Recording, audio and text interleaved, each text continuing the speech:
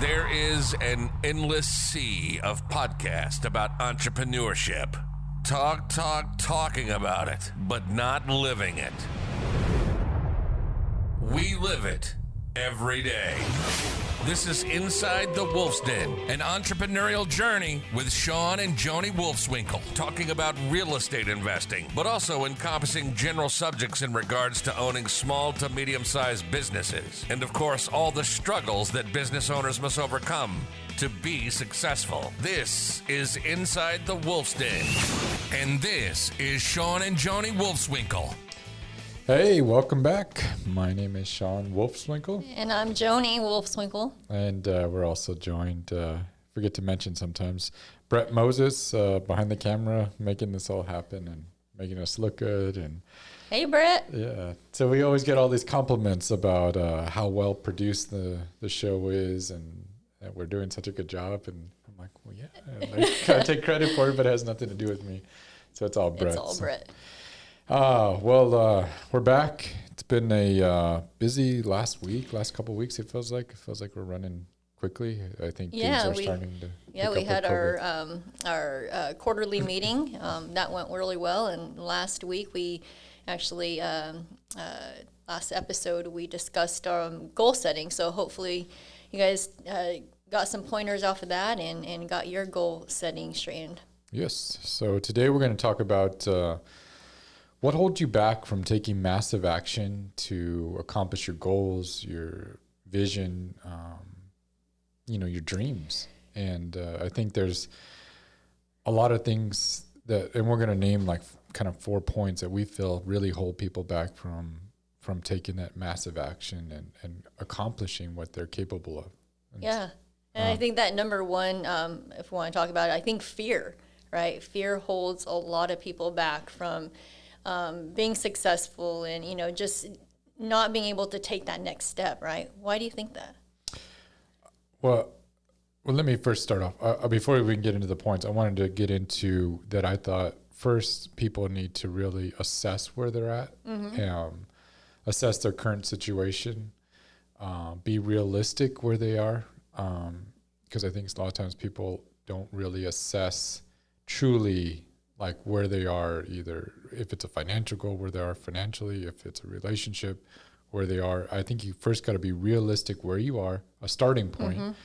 Then, create the vision and the target, where they're headed. And then what is it going to take to get from point A to point B? Like driving or mapping something out. You really got to know where you are on the map, where you want to be, and then you want to, okay, now like how am I going to get there? Automobile, car, train, and then take action to make that happen. And so, but what fails a lot of people, 4 points that we're getting into is, our 4 points that we came up with was fear, overthink, have a clear vision, and be hyper-focused and acting when opportunities arise, despite obstacles.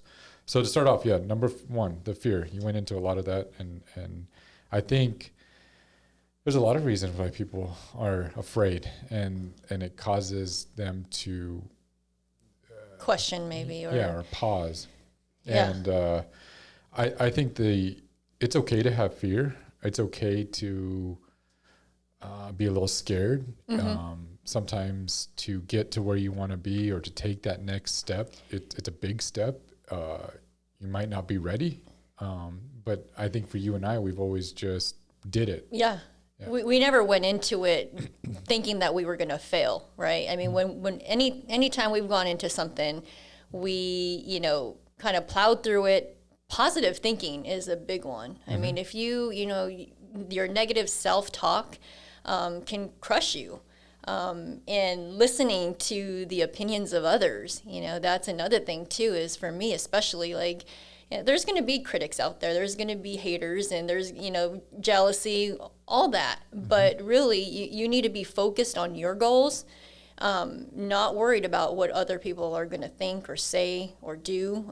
This is, your life. You choose that. And so I think the number one is they listen to other people's opinions. Yeah. I mean, especially once you start speaking it about where you're headed and what you're trying to accomplish and your vision, there's a lot of people that are going to want to hold you back or hold you down. So it doesn't, obviously, because they don't want you to rise or be above them, because then you're going to be better than them, or sometimes people fear that you're going to leave them.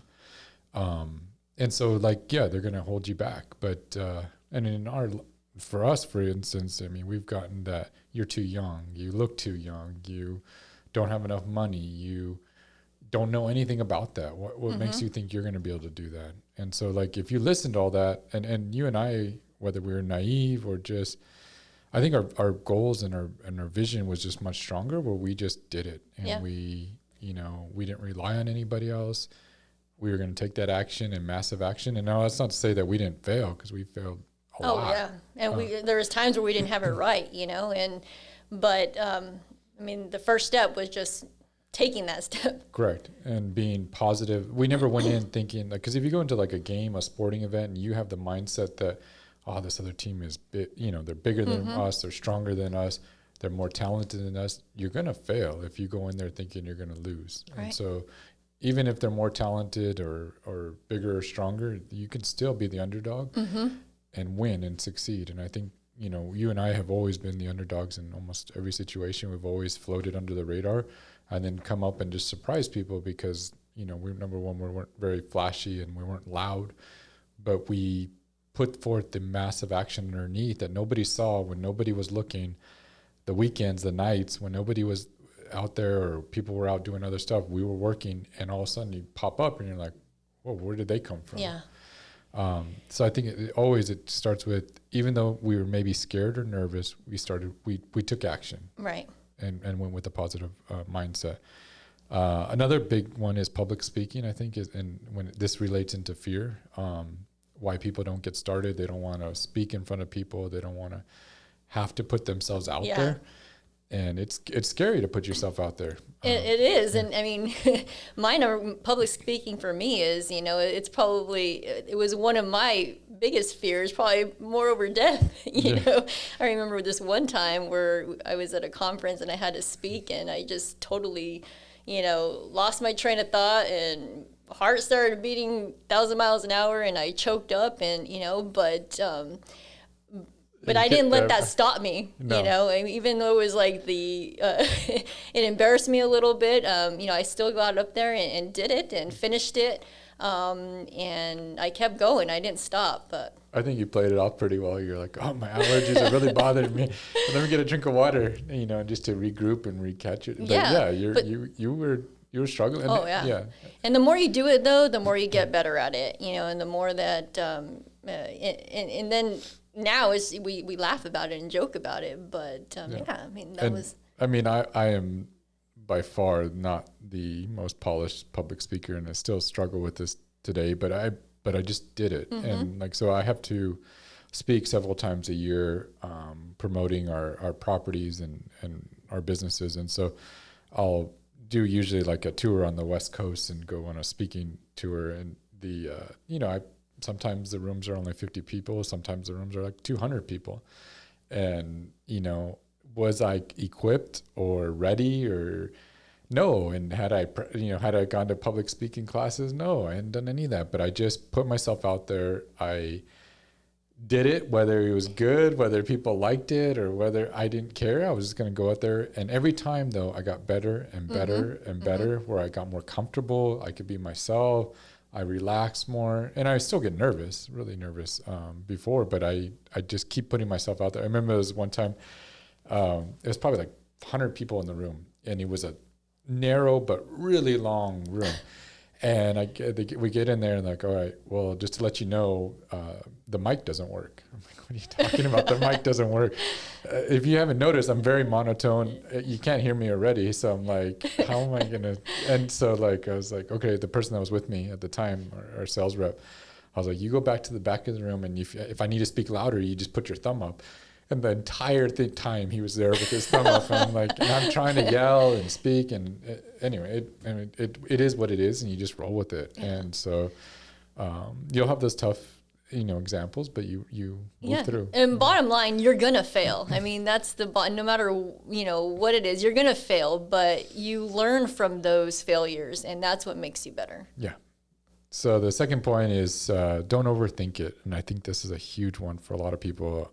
Some people that we mentor and help, I think this is their biggest stumbling block is overthinking it. They think they had to have everything in place before they get started. Yeah. And got to be the right time. And to be honest, there's never a right time. Not all the stars are going to align or all your ducks in a row. It's never going to be like that. And that's one thing with you and I, when we ever start, I mean, we didn't have, our plan together, every little detail. And I think that our staff sometimes, gets upset at us because we'll roll out something and we're like, sink or swim, and it's not funny, but we, a lot of times just go in there, like, let's just get it started. We don't have to get it right. Let's just get it started. Correct. And we've always had that motto, whether it's always the right motto. I know some people are probably more prepared going into something and still maybe execute a little bit better than we do, but at least we get it going, and then we'll make adjustments and changes as we're on the fly, and we'll make mistakes because we didn't plan ahead enough. But a good example of this was when we started doing new construction for TTK. Now that was an example where I should have probably done more due diligence up front. I probably should have done a little bit more, had some better. I had done enough real estate transactions that I thought I knew it all. I was a little confident. Or like, let's buy a lot and let's build on that lot. I had no idea what we were doing when it came to building. It's an unbuildable lot. You can't get utilities, or can't get electric for 6 months because there's no electric poles and all that. So you find out things that you didn't know that you should have known, and maybe you could have. And there's ways to get around this. Probably the best way is to get a mentor or somebody to guide you along that. To give you at least the steps so you can avoid some mistakes. But this still goes back that we didn't have everything figured out. And we just did it. Yeah. But then 4 years later, that's probably our number one. Now. Yeah. But that's probably our best product, and what we promote the most and sell the most, and what we love to do the most. So it's like it can turn into a love or a passion, if you get it right and get it dialed in. I think another example is, and not to quit either. I think sometimes people, it gets hard, or they see too many failures, and they just quit because they think they can't do it anymore. Yeah, and I think having a child is kind of similar to this. Like, you're never ready to have a child, and you're not going to have it all right. Yeah, and have everything figured out and know how to do it all and how to change a diaper or how to feed. You don't have all that figured out, but you just do it because the baby's got to survive. Don't have a choice. So you figure it out, and that's kind of a lot of ways of. What we do is you get in there, you make it happen, you start putting forth the massive action, and you'll make mistakes, but you'll make some adjustments and you'll learn. I think also with, a lot of people don't know our background on how we got into the plumbing business. We're part of a franchise systems, and we had the opportunity to open a plumbing franchise in New Mexico, where we also had we do have a property management company, and we had no interest or desire to become a plumber or own a plumbing business. Wasn't on our radar, but seemed like a really good opportunity. Yeah. There's a need for plumbers. There's a need for that industry. It was a great service-based company, so we said, well, let's do it. Why not? We ran other businesses, but we definitely were not equipped. We thought about it. We put together a plan. We assessed where we were at, assessed what we needed. We had the right team members to help us, whether there's marketing there and operations. And so, there was a lot of thought put behind it. And it made sense for our business. Yeah. It kind of fit under our umbrella. But and then our property management company could be a lead generation and a revenue source for it immediately. So it wasn't starving on cash right up front. But we didn't have all our ducks in a row. No. The biggest one being that we didn't have a plumber. And we opened our door day one, started marketing with not having a plumber. And most people would think, golly, you guys are crazy. And maybe we are. I don't know. I remember when I was getting trained and going through all the training for, I'd show up to training with all these plumbers, right? And then I show up in the room and they're like, oh yeah, where are you from? And like, how long you been a plumber? Oh, I'm not a plumber. And then they're like, where do you live? I live in Houston. Well, where are you opening a franchise? In Albuquerque. So wait a minute, you're not a plumber and you're opening a franchise in a market you don't even live in. Like they thought you were insane. Yeah, insane. Yeah. And then it came. That happened because we opened the doors and we didn't really have a plumber and ran a plumbing business, but we made it happen. We found a plumber. We got good people now, and the ground's off and running. And we've made some mistakes along the way, but we learned a heck of a lot, and we did it. But the biggest thing is you have to get started and get it going, and then things will happen. Yeah. Third point: having a clear vision and being hyper focused. Yeah. I mean, hyper focus. I mean, that's one thing you and I have always done. Like when we, set a goal for ourselves, like nothing is going to come in between that, right? We're dedicated to that, and we're moving along. We're moving forward with it. Yeah, we never had a plan B, like especially when we got started. Once we set our vision, we knew where we were headed. We were just like, nothing is going to stop us. Laser focused. Yeah, because I think if you're not wishy-washy, you can't be one leg in, one leg out. You can't. You just can't, and it's not going to work if you are going with that attitude. You got to set the vision and be laser focused, and then nothing is going to stop you. You got to be all in. Put all the chips in, as they say in gambling, and you have to put a lot on the line and take the risk and make it happen, or else don't do it if you're not willing to do that and be focused. Then there's no point in doing it. And then the fourth is acting when opportunities arise, despite obstacles. Mm-hmm. So I think this again goes back to the example with Mr. Reuter. That was an example. An opportunity arose. We assessed it. We looked at where we are. We got the right tools and people in place from other companies that were going to help us do this, and then took massive action. And there were some huge obstacles. I mean. Recently, like this happened like 3 weeks ago. So Joni and I finally, because of COVID, we were able to finally travel there. And that's the other thing. We opened this business in the middle of COVID. So that I don't like that's again, we're not plumbers. We don't live in the city. And then we tried to open a business in the pandemic. I mean, that you couldn't have more things against you. And most people probably would have quit or said, you know what, let's just push this off. Let's just hold this. Yeah, hold off for a little bit. Right yeah. And you were like, shoot, let's just, people are at home. People are using their plumbing systems more than they ever had. Now is an opportunity to capitalize on this. So let's get it going. So we wanted more income revenue generating sources, during this whole time. So let's do it, and we had already hired a couple employees for the company. So made a big investments in tools and equipment and vans and all that stuff. So we're like, let's do it. And so even though those are some major obstacles, we did it. And finally, going back to the story, we were there, right? And everything was going great. We were hitting our revenue sources, our revenue goals. Things were clicking. We're like, yeah, wow, we're on top of the world. Like I remember happen. telling some friends that too. I'm like, yeah, the plumbing business is going great. We're on top of the world. Yeah. We're getting our second van, all this stuff, and then we have a major accident, and a plumber gets hurt on the job, gets like a bunch of Drano and stuff. Thank God, nothing, or not major happened. Just a drain cleaning. It wasn't that brand, but they're cleaning in his eyes. And so he has to get rushed in an ambulance to the hospital. We're freaking out. So I'm rushing to the hospital to meet our plumber there, and Shawn has like zero experience in plumbing, and he's assisting our assistant plumber on the job site. And we had a plumber getting trained on job training, and so I went to go help him to finish this job. And like I get there, and he's trying everything he can to get this sink unclogged and get everything, and I'm like, what do we get ourselves into? Like, what are we doing? Like, we're so not equipped for this.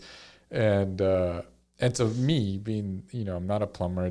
I had my Mr. Reuter shirt, but I didn't have any like actual plumber clothes on. And I jump in there, we're assessing it, and I'm like, it just gets worse as the day goes on. It just gets worse. Things are breaking, things are falling apart.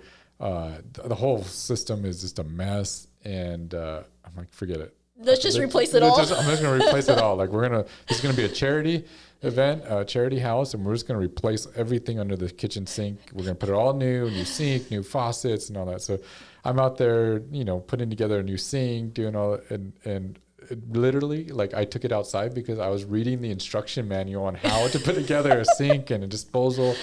Luckily the homeowner was very patient with us. We were there till like 8:30 at night, and it still didn't 100% work right. So we I got recruitments and got a plumber in the morning to come help us finish it out. And it turned out great. The customer's happy. Everything worked out. Plumber was safe and, got his eyes rinsed and was healthy. And so it all worked out. But that's just an example that, despite all the obstacles and challenges, plow through, you do what you have to do. I mean, I think that night too, we had, plans to meet friends and, but hey, you have to put things aside just to finish it up. So. We were looking forward to seeing some friends that we hadn't seen since the beginning of COVID, and it all just, everything went out the window at that point. But and we've had several nights like that being in business, and you just roll with it, and it is what it is, and you don't complain. You keep a positive, winning attitude. And that's the biggest thing, having a positive and winning attitude, through all this, because you wouldn't have, fear or overthinking all that if you just think positively all the time. Yeah. And you'll get through. It's always not as bad as it seems in the moment, and you'll get through it. And when opportunities arise, like the Mr. Rooter and other things that we've had, throughout the past, you'll be ready. Yeah, so you can capitalize on those. Yeah. So we'll conclude this with just go make it happen. Take some massive action. Realize your dreams and goals, and you'll get there eventually. So if you need any help, we'd love to give you guidance, and feel free to shoot us some emails. We'd love to answer those questions. Reach out to us on our social media sites, and leave us a review. Yeah, love to hear from you guys. Have a great week. See ya. You've been listening to Inside the Wolf's Den, an entrepreneurial journey with Shawn and Joni Wolfswinkle. Tons of entrepreneurial podcasts are out there. Talking. But Joni and Shawn are living it every single day. Their portfolio now includes many franchises and medium-sized businesses. We talk about the trials and motivators of successfully running a business. Join us again soon for another podcast. But until then, reach out on the website at InsideTheWolfsDen.com, on Facebook at Inside the Wolf's Den, on Instagram at Inside the Wolf Den. We'll see you again soon. This is Inside the Wolf's Den. We'll see you next time.